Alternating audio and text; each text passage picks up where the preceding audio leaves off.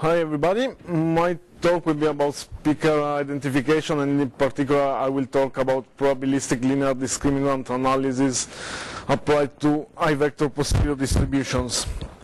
So what we're going to talk about is the state-of-the-art technology in speaker recognition. State-of-the-art nowadays is based on I-vector and probabilistic linear discriminant analysis.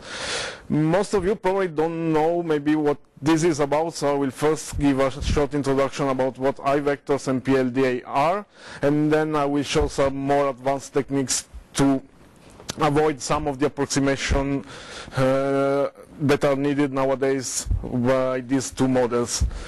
To summarize, the I-vector and PLDA framework is essentially a two-stage model in which first utterances are mapped to what we call I-vectors, which are posterior distributions of latent variables associated to each utterance.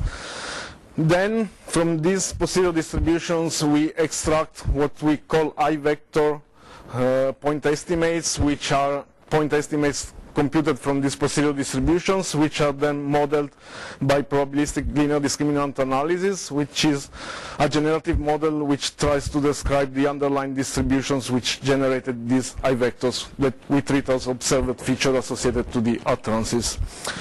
So the more advanced part of this talk will be about how to avoid the approximation introduced by the map point estimate in the I-vector extraction process. So we will try to take into account also the full posterior distribution of the I-vector and build a generative model which describes these full posteriors.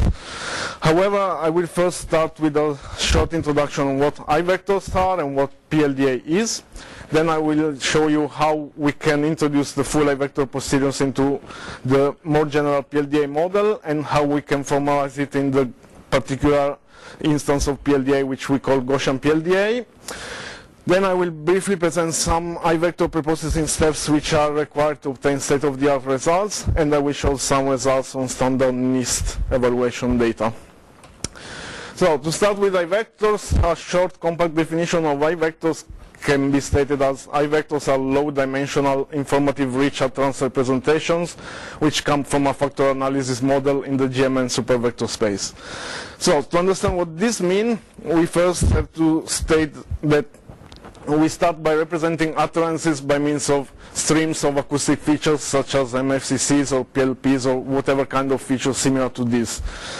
Then we model these acoustic features by Gaussian mixture model. Essentially we try to describe the probability distribution which generates these acoustic features. We can associate to each utterance a GMM which best matches its acoustic features in a maximum likelihood sense. What we usually do is we assume all covariances of these GMMs are shared across all utterances, so that actually an utterance is simply represented by its GMM mean supervector, which is the supervector which stacks the means of the Gaussian components which make up the mixture. However, while we can estimate these GMMs in a maximum likelihood way, the problem is that we have very few acoustic samples from which to estimate such GMMs. So we can incur in severe data overfitting. So the first step to avoid this data overfitting is to apply a maximum a posteriori estimate. Essentially we start from a universal background model, which is a GMM which describes the whole acoustic space and is estimated over a very large number of utterances, and then we estimate utterance-dependent GMMs by performing just some adaptation of these UBM supervectors. However, better approach to cope with this data overfitting which can still occur is to further constrain these map-adapted GMMs to lie in a small dimensional subspace of the GMN supervector space. So essentially we associate a small dimensional vector to each utterance, which is the representation of the adapted GMM in a small dimensional subspace. Moreover, to be able to perform map adaptation, we first transform this variable into a random variable. So essentially we assume that this mode representation is not just a point but is a random variable which has some prior distribution. Then knowing this variable, we can compute the likelihood of the feature or the acoustic features by constructing the GMM, which is related to this random variable as is shown in this equation. Essentially, we project back the small term which represents the GMM dependent supervector in the subspace to the supervector space. We build the GMM associated to this representation, and with this we can compute the likelihood of our acoustic utterances. Then, since we have a prior on this variable, we can compute its posterior, and this is what we call I-vector posterior distribution. The next step is to transform this to a point so that we can model it with a generative model. We usually perform map point estimates of this distribution. Essentially, we just extract the maximum a posteriori value for this distribution, which we will see in our case is the mean of the posterior.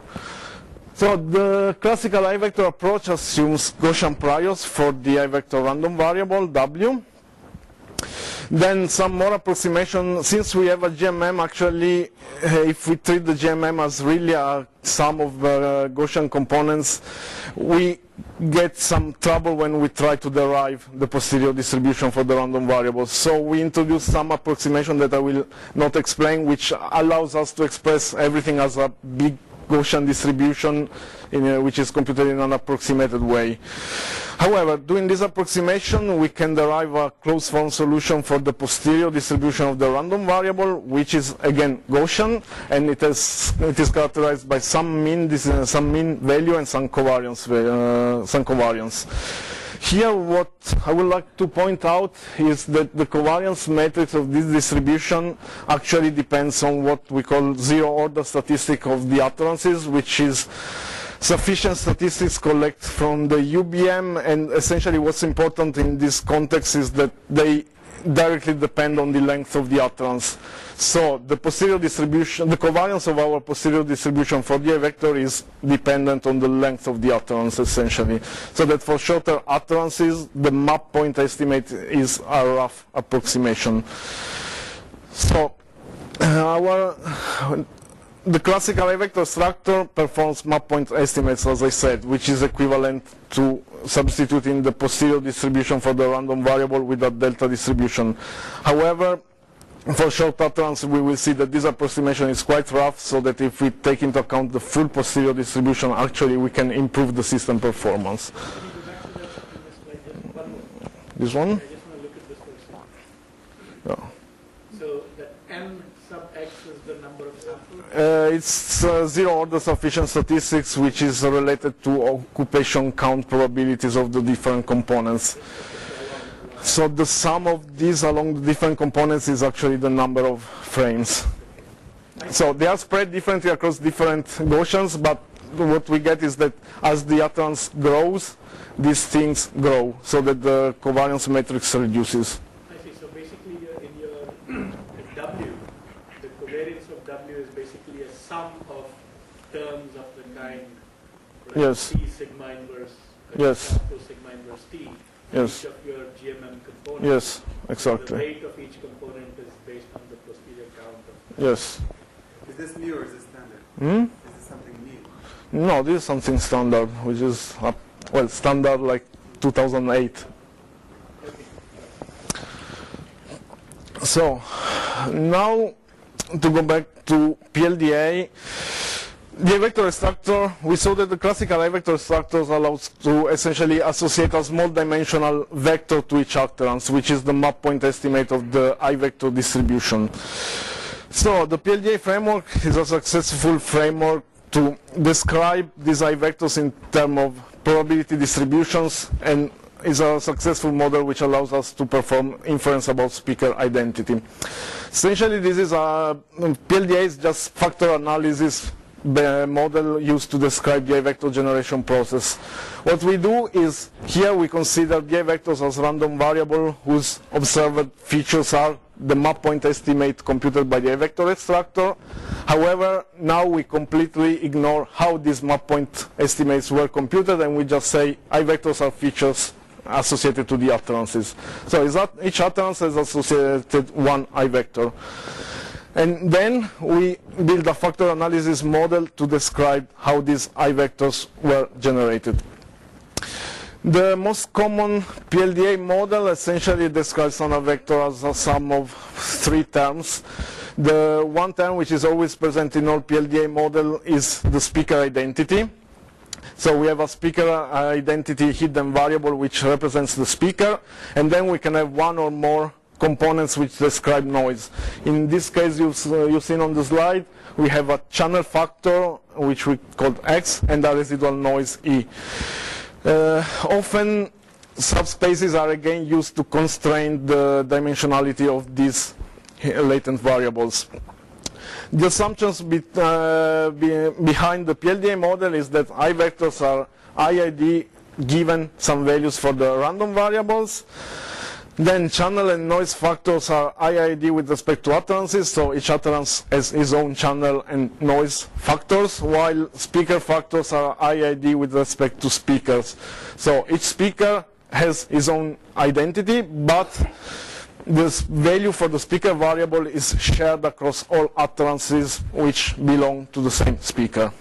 What are the normal dimensions of these 3 quantities? Okay, normal dimensions of these quantities are for I vector phi, usually 400 dimension to 600 is normal dimensionality. For speaker subspace, you can go from 100 to full speaker subspace. It depends on the implementation, and usually we take full rank residual noise, but we will see it later, this thing. And the channel? Yes, that's what we do. We will see it later, because if you take full channel and full residual noise and you use Gaussian priors, but you can actually merge into a single full rank term, but I will show this later. So, how can we use PLDA for speaker verification? For speaker verification, we are interested in computing what we call speaker verification log likelihood ratios, which are essentially ratios of log likelihood of our utterances given either the same speaker hypothesis, so we assume that the utterance we compute the likelihood for share the same speaker, or the opposite of hypothesis, which says that the utterances actually don't share the same speaker. Since we assume speaker variables are IID, we can actually recast these log likelihood ratios in terms of simple same speaker hypothesis, where essentially what we called same speaker hypothesis before is the likelihood of both utterances having the same speaker, while we can factorize the likelihood of utterances having different speakers as the product of the likelihoods of each utterances having his own speaker. So essentially we just need to compute likelihood of utterances, assuming that the utterances were computed the likelihood for share the same speaker identity. So with PLDA we can actually compute these likelihoods once we assume that these likelihoods are just the probability distributions for the I vector, assuming they share the same speaker identity given the PLDA model. And to compute this probability, what we need to do is to integrate over all possible values of the hidden variable. Essentially, we have random variables which describe I vectors, and we have latent random variables which describe the channel, the noise, and the speaker identity. We can build the joint distribution of these variables, and then we can marginalize out the latent variables to get the likelihood for our I vectors. Since we test against same speaker hypothesis, in this case actually we marginalize assuming that the speaker identity is shared across all utterances, so that we have only one speaker variable to integrate over. So, to go further, we saw how the PLDA can be used to model feature vectors, so I vectors treated as single vectors representing utterances. However, here our goal is to model the full posterior distributions and remove the approximation introduced by the map point estimate. So the main idea to do this is to consider the PLDA, the likelihood computed as PLDA, as not the likelihood of the utterances, but the likelihood of the utterances given some mapping from utterance to I vector. So essentially we say PLDA model given some I vectors, allows to compute the likelihood of the utterances. So what happens if we, instead of considering just the mapping from the utterance to the map point estimate I vector, we consider all possible mapping that could be generated by that posterior distribution. To consider all this mapping, what we do essentially, we integrate over all possible mappings that the utterance can compute the likelihood of the PLDA model. So this can be expressed formally in formulas like this. Essentially, we have the likelihood, the likelihood in the inner part of the integral is the likelihood of the PLDA model, which now is treated as a likelihood given some I vector mapping, and we multiply it by the likelihood of those mappings, which have the same, which we assume have the same distribution of the posterior of the I vector random variable. Then we just need to integrate, so to marginalize with respect to these I vectors, which is what we do by those integrals, and this gives us the new definition of likelihood for the utterances given the same speaker hypothesis. So essentially, to summarize again, we take the likelihood of the PLDA model, we assume that it's a likelihood given some I vector mapping, and we marginalize with respect to all possible I vectors that can be generated according to the full posterior distribution of the I vector. It is worth noting that if we assume that the posterior distribution of I vector is a delta distribution, actually we recover exactly the original PLDA model. Maybe it's not clear from this, I don't expect it to be clear for this, but this can be proved quite easily once you develop this stuff. So, now this was the general framework. Now to actually use this, I will plug it into a more simplified version of PLDA, which is actually one of the most successful model also. It's very simple and performs very well, and it's Gaussian PLDA. Essentially, it's a PLDA model where we assume Gaussian priors for the hidden variable. Moreover, we do some further simplification. We assume that we have full rank channel and noise components, and since these two are Gaussians and they are full rank, we can actually merge them into a single term, so that we have only one residual noise term we need to learn. And you get a simplified model where an I vector is just the sum of a speaker identity and a noise residual term. Then we can. You will have multiple utterances from a channel. You treat them as all one together. No. Well, if we have multiple utterances from one channel, in this context, we treat the channel as IID with respect to the utterance. So actually, the model assumes that these are different channels, and it doesn't know that they are the same channel. So the assumption is, the assumption of PLDA is that those were. It's actually. The problem is that it's in the literature you will find often the term channel residual noise. Actually, it's not really channel. It's some sort of within speaker variability. So you could also call it within speaker term. But since we have three terms, and since in theory they come from the JFA terminology, we call it channel factors sometimes and residual noise. But it's not really just the channel information. Yes, exactly. Essentially, what we do here is, since they are Gaussian, we just plug it into one noise term, which is actually the within speaker variability term. Here we can call it within speaker because it's only that term and models all the variability. So, given the model we've shown, I prefer now not to take into account explicitly the noise term, but work with the conditional likelihood of the I vectors given the speaker identity, which is actually the same distribution as the noise term, just translated according to the model parameters. And given this conditional likelihood, as we said before, we can compute the utterance log likelihood by simply integrating the joint likelihood of the I vector and the hidden variable. In this case, we have only the hidden variable representing the speaker, so in this integral we have integrate over just the speaker identity. But this is very similar to what we saw in the beginning for the full PLDA model, just we don't have the channel variables anymore. Then we can plug in the full posterior exactly as was shown before. So we take the likelihood of the PLDA model as a conditional likelihood, we multiply it by the posterior distribution of the I vectors, and we integrate everything with respect to the I vectors themselves. Now, if you work out with this formulation, you can see that you can collect terms so that actually you need to integrate only the conditional likelihood of the I vector given the speaker variable with multiplied by the I vector posterior distribution. This, I will not show how this can be computed, just it's good to know that this is a convolution of two Gaussian distributions, so it's actually as the form of a Gaussian distribution.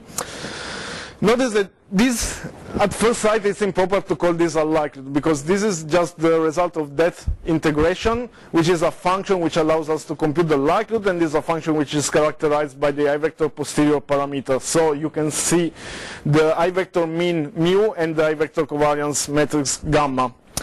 Actually, what we can do a further step, and we can again interpret this as a conditional likelihood, since this is a distribution. We can interpret this as a distribution in the mu, so that finally we can again interpret this as a PLDA model where the I vectors are represented by the map point estimate of the posterior distribution, and this we can interpret as a conditional likelihood for those I vectors where the covariance is not represented anymore by the original PLDA covariance, but actually takes into account also the posterior covariance matrix. So if you do some reformulation of all these, essentially it can be shown that this is equivalent to a classical, actually this is equivalent to a classical PLDA model where again utterances are mapped to the map point estimate of the I vector posterior distribution, but we can take into account the covariance by replacing the IID noise of the PLDA model by an utterance dependent noise. So it's not anymore identically distributed noise, but each utterance has its own noise, which depends on the posterior distribution of the I vector. And then we can still use the standard PLDA formulations, just taking into account this new formulation for the residual noise. So for those who know about PLDA already, it can be shown that we can derive posterior distribution and likelihoods for all this stuff. And for those who are familiar with these formulas, it's worth noting that actually we get very similar expression for posterior distribution and for likelihood, just we have to replace the posterior covariance, the covariance of the noise with this new covariance matrix, which takes into account the covariance of the I vector posterior distribution. Then I will not go into the details here. Again, for those who are familiar, the likelihood computation is very similar to what you are used to for Gaussian PLDA, and it can even be shown that when the covariance tends towards 0, you would recover exactly the standard PLDA approach solution. So finally, I will have a few words on I vector preprocessing. I vector preprocessing is a very important step for this technique, especially for Gaussian PLDA, because if we don't apply some preprocessing, actually the results can be much worse than what we can get. So state-of-the-art I vector approaches usually perform a preprocessing step in which I vectors are whitened, and then we perform what we call length normalization. Essentially we normalize I vectors to have unit norm. So while the linear transformations can be easily applied to the full I vector posteriors, because we have a Gaussian posterior and it's straightforward to apply linear transformation to a Gaussian distribution, how we deal with length normalization is non-trivial, because it's not a linear transformation anymore. So the first, one possible approach would be to take into account the normalization on the random variable itself. However, if we try to normalize the random variable, what we get is a random variable which is not anymore Gaussian, so we cannot directly apply all the derivations we've seen up to now. So we try different approaches. Is it like a Gaussian projected on the sphere? Yes, something like that. But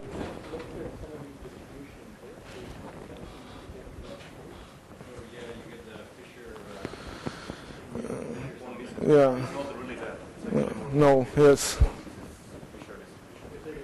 That would be over.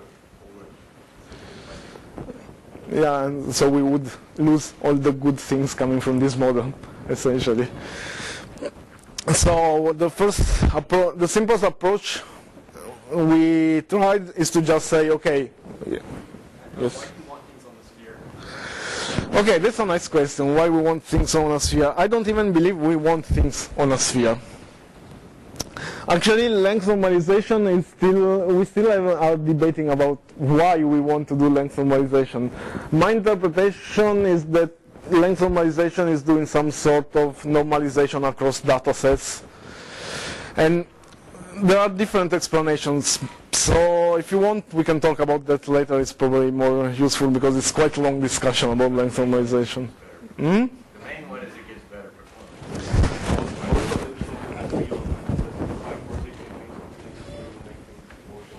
Doesn't make much sense. Well, actually, but that would make. But then you have also something which negates this, but we can talk later about this. So the first approach is assume, okay, we don't have linear transformation, but we can actually linearize it by performing Taylor expansion around some point. We perform the Taylor expansion around the I vector mean, and then we use the linearized function to transform the I vector posterior. Essentially what we get is the I vector mean will be length normalized, covariance matrix will be divided by the square norm of the I vector and projected as to remove its component along the direction of the I vector.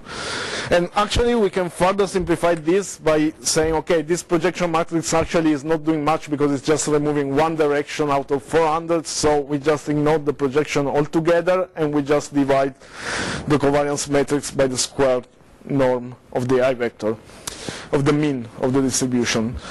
There are some other interpretations of length normalization, particularly in the empirical based framework, which allow to explain length, which recover again length normalization as solution for a standard I vector approach and map differently when we consider the full posterior.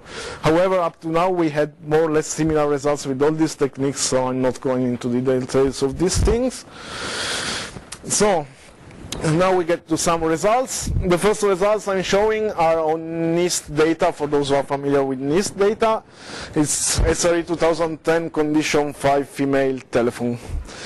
So here we are dealing with long utterances. So For those who don't know it, can you just explain the SRE 10 setup? yeah, okay. Essentially the task is to perform speaker verification. We are given a set of enrollment utterances. In this condition we have one utterance for each target speaker we want to identify and a set of test utterances, again one utterance for each speaker, and we need to compute log likelihood ratios for a subset of all the possible pair trials that you can form up with these two data sets. And then from this we can compute some error measures. Here I have equal error rate and DCF, which is detection cost function, and these are error rates defined by NIST. So the only thing for those who don't know, it's just the lower the better in this case. But even before we go there, so there is let's say there is an utterance for SP. Yeah, there is an utterance for enrollment. There are essentially a pair of utterances, and we need to compute the log likelihood ratios between the hypotheses they are from the same speaker and the hypotheses they are from different speakers. And so it's like a detection task. Yes. So it's saying you should say yes if there's Yes. you should say no, so there is a standard trade-off. Yes.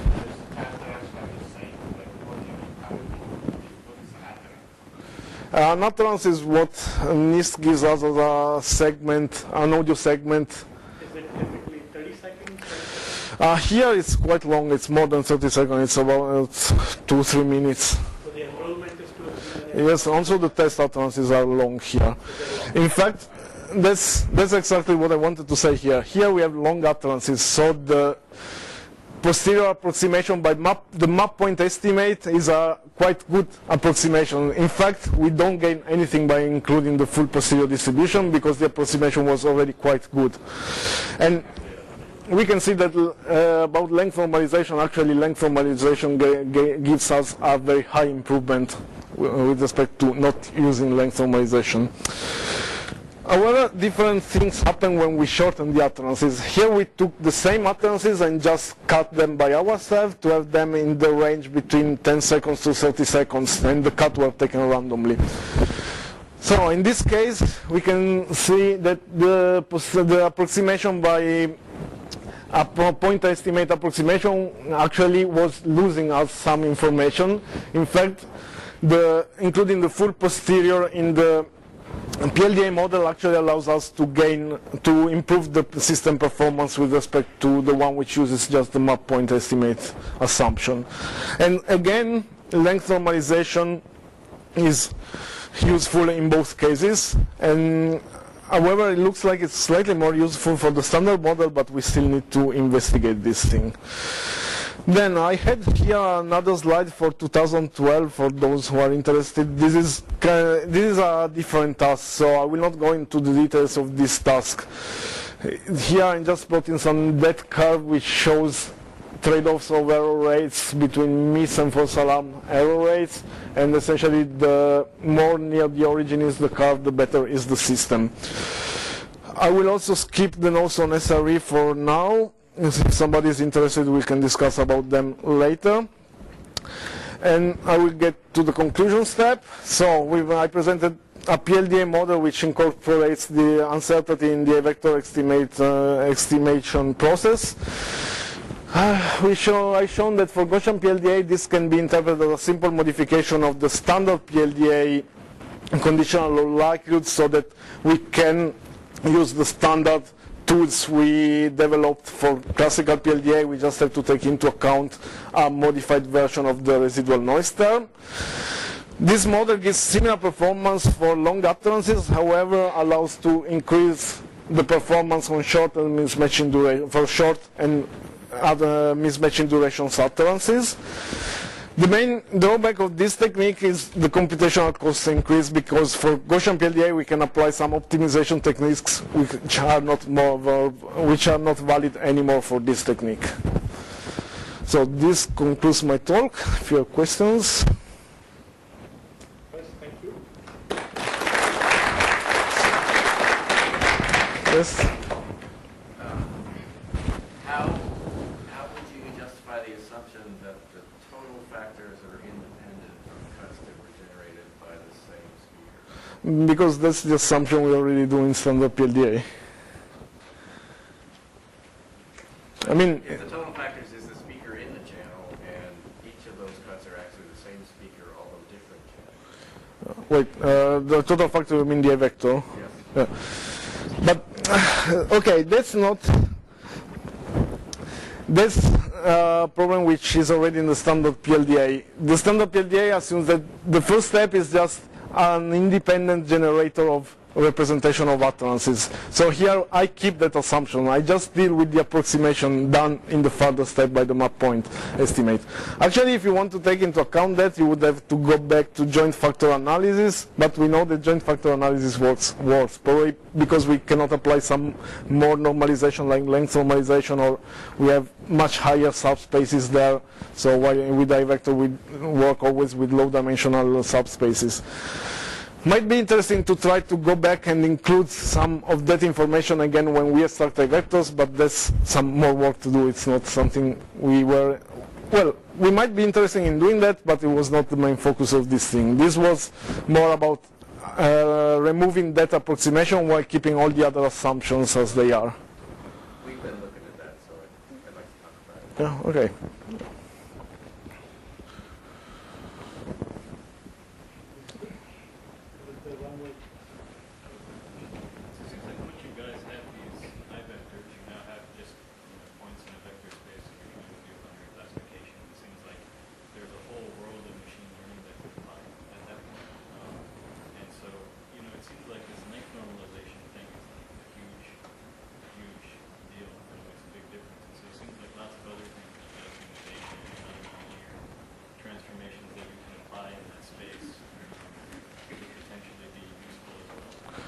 Well, this length normalization has been around for 2 years and still nobody found something which works better than that. So More than that, if you try other machine learning techniques, Yeah, we also tried. I mean, this PLDA model is already 2 years old and is still the better performing one. Yeah. I mean, we have other models. We have discriminative retraining of this stuff, which for some conditions allow to also achieve better performance, but it's more dependent on the data you train on. So there are different flavors of this. Yes, we tried also other kind of machine learning techniques for this. For example, I was train the discriminative model based on this using SVM. Lukasz is now trying similar thing with logistic regression. Other simplified model of this, the first model which was using I-vectors, was actually based on simple cosine distance between two I-vectors. So, but up to now, in the last 2 years, this model was the model which gave us the best results. There are even some more complicated versions of this, which include non-Gaussian priors and with essentially heavy-tailed priors with gamma hyperpriors on the parameters of the Gaussian priors. But eventually, they give the same performance as Gaussian PLDA with length normalization. So this model is much more simple, so that in practice, everybody prefers to use this one instead of going for the more complicated ones. There also have been some justification given for length normalization, but here I was more interested in I was also trying to figure out which justification would make more sense. I hoped that since I was looking into the justification which would recover length normal solution for the standard I vector, but then they were mapping differently to when using the full posterior. So my hope was also to see when I use the full posterior, maybe some of them will work better, so then I have a hint why I'm doing length normalization. If I see that some techniques works better, I can try to figure out why that techniques works better. But however, they work all the same even in this case, so there is still no real winner.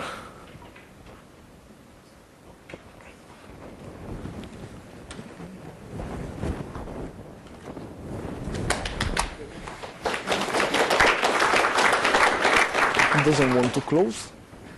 No, it's stuck. Okay.